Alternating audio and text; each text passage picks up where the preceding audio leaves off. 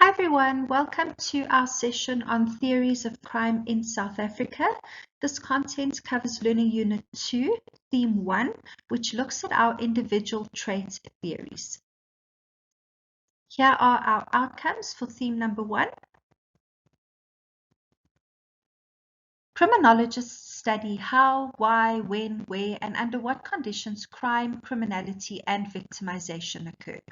Criminologists have created and tested dozens of theories in order to better understand, explain, and hopefully do something about crime. The basic goal of theory is explanation. Explanations are important because they help us figure out why things are the way that they are, and they suggest what might be done in order to change things. So in this sense, criminological theory's main job is to render crime more understandable. This simple way of conceptualizing theory reflects the diversity of applications that theories have in criminology. Every single academic discipline has theory, so it drives the questions about the subject matter, and theory is inescapable in virtually all aspects of life and human activity. Criminology is defined as the study of lawmaking, law-breaking, and the reactions to crime, and it's a rich field of study with many ideological, intellectual, and methodological disagreements. In order to evaluate the quality of a theory, certain characteristics or factors must be met. The first one is that the theory should shed light on the topic under study. The theory should specifically point out the relationships between the variables. So a variable is anything that changes or can have different values. Theories specify how relevant variables are logically linked to the problem in need of explanation. Theories should be helpful in guiding research and future theoretical developments. Theories should also hold up under empirical scrutiny. They should be parsimonious, which means that anything said in a wordy or complicated way tends to be less useful than things that are said in a straightforward, simple manner. In addition to considering how we can judge the quality and usefulness of theories, we also need to think about the goals of theory more generally. One of these is that a new theory should be able to shed a different sort of light on the topic under study. So several criminological theories are oppositional. These theories develop from an explicit critique of existing modes of explanation, and another function of theory is to guide social and criminal justice policies. There are four main ways to classify theory. The first one is by level of analysis, then through paradigmatic structure, then through the range of explanation, and lastly by a causal locus. If we look at our levels of analysis, some theories deal mainly with large-scale social patterns, such as social change or a social, economic, or political organization of society. Crime is viewed as a property of whole groups of people rather than as a property of individuals. So because they focus on how societies are organized, these theories usually relate crime to social structures. They are called your macro level theories. So they try to make sense of the everyday behavior of people in relation to conditions and trends that transcend the individual and even the individual's neighborhood and community. Some macro-level theorists are interested in why certain events and people are labeled criminal and others are not. Other scholars look into the process of constructing criminal definitions. Some other theories focus on the ways that individuals interact with others and with the groups that they belong to, and these are called your micro-level theories. Most of them share an interest in the way social interaction creates and transmits meaning. They emphasize the social processes by which people and events become criminal.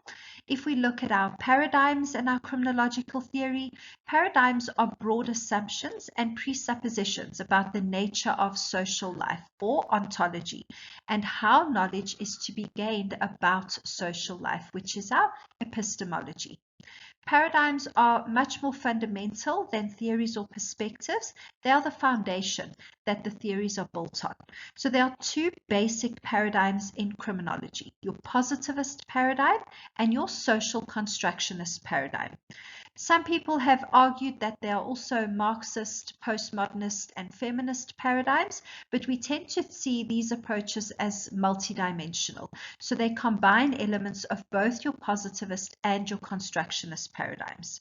So we've already looked at how the positivist paradigm holds that crime can be known and explained through a scientific method, and crime is considered an objective condition or a social fact that can be analyzed and understood as an independent phenomenon, regardless of differing ideas about how it was created and its development.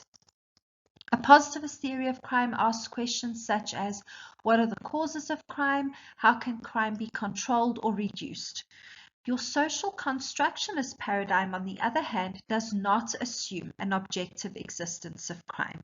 Here we emphasize how crime, law, and criminal justice are differently defined and conceptualized by social actors. So the term social constructionist then gives rise to theorists believing that crime is not an objective condition, and neither is the law, the criminal, or the criminal justice system. Criminologists that operate from the social constructionist paradigm will build theories to explore questions like, who defines crime? Why have they defined it in that way? How and why are labels attached to certain people and to certain acts at specific moments in time?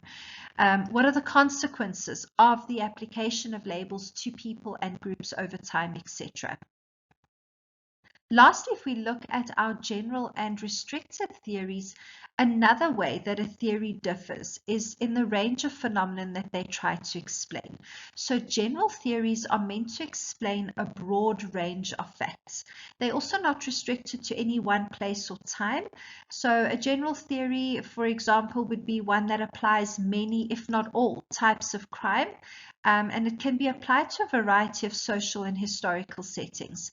Although some theories try to explain all or most crimes, very few will meet a generalizable level of analysis to satisfy the questions of either a correlation or causality between elements. Sometimes this results in the production of restricted theories, where explanations are designed to apply to a narrower range of facts, and a restricted theory of crime might apply to one type of crime or to various types under a limited set of circumstances. So causation is not a simple concept, especially in our social and behavioral sciences. Some causes are closer or more immediate, and these are called our proximate causes, while others are more distant or background causes. So when we look at crime, we need to take the causes of specific behaviors into account as well. If we have a look at what is known as the situational crime prevention approach, also known as crime opportunity theory, these theories are based on 10 principles. The first one is that opportunities play a role in causing all crimes. These crime opportunities are highly specific, and they are concentrated in time and space. Crime opportunities depend on everyday movements of activities. One crime often produces opportunities for another crime, and some products offer more tempting crime opportunities as well. Social and technological changes produce new crime opportunities, and crime can be prevented by reducing opportunities. Reducing opportunities, however, does not usually displace crimes, and focused opportunities can produce wider declines in crime. So if there's a common element in all events, criminal or not, it's opportunity. So an opportunity makes an event possible, and a criminal opportunity makes a crime possible. The purpose of most things is not crime. However, their existence creates the criminal opportunity.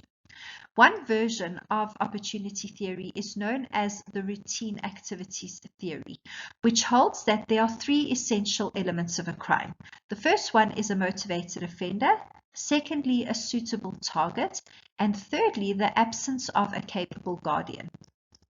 Therefore, the basic proposition of the theory is that the probability or the chances that a violation will occur at any specific time and place is a function of the convergence, so the coming together of a likely offender, a suitable target, and the absence of a capable guardian.